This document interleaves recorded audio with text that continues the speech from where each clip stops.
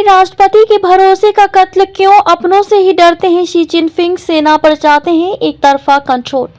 चीन ने पिछले दिनों अपनी सेना के दो बड़े अधिकारियों को हटा दिया। जनरल झांग यूशिया और जनरल लियू झेनली पर चेयरमैन रिस्पॉन्सिबिलिटी सिस्टम के उल्लंघन का आरोप है। इसका मतलब है कि उन्होंने राष्ट्रपति शी जिनपिंग के अधिकारों को सीधी चुनौती दी और पार्टी व पीपल्स लिबरेशन आर्मी पीएलए की युद्ध क्षमता को नुकसान पहुंचाया।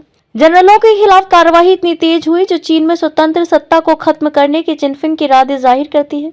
इस कार्रवाई का मकसद अगले साल 21वीं पार्टी कांग्रेस में नेतृत्व परिवर्तन से पहले पीएलए के शीर्ष अधिकारियों को काबू में करना है। बड़ा सवाल है कि जिनपिंग की इस कार्रवाई का चीन की रक्षा नीति और भारत की सुरक्षा, खासकर वास्तविक नियंत्रण रेखा एलएसी पर क्या असर होगा। चीन में स्वतंत्र सत्ता को खत्म करना चाहते हैं जिनपिंग। चीनी सेना में अब लंबे समय तक रहेगी हलचल, एलएसी पर स्थिरता, शांति देखने को मिल सकती है।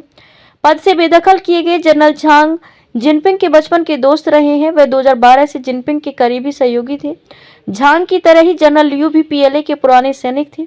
उन्होंने वियतनाम में युद्ध के अनुभव से काफी कुछ सीखा। स्वाभाविक है कि वे ताइवान को लेकर शी जिनपिंग के साथ तालमेल नहीं बैठा पाए। जितनी तेजी से नेतृत्व उनसे तैयारी चाहता था वैसा हुआ नहीं। पोलित ब्यूरो के सदस्य ली होंगझोंग के मुताबिक जिनपिंग ने अपनी किताब में लिखा है कि जो पूरी तरह है वफादार नहीं वह गद्दार होता है, इसलिए उन्होंने सेना के इन बड़े अधिकारियों को हटा दिया। जिनपिंग की इस कार्रवाई से चीन की राजनीति, खासकर पीएलए के भीतर अब कई वर्षों तक उथल पुथल रहेगी।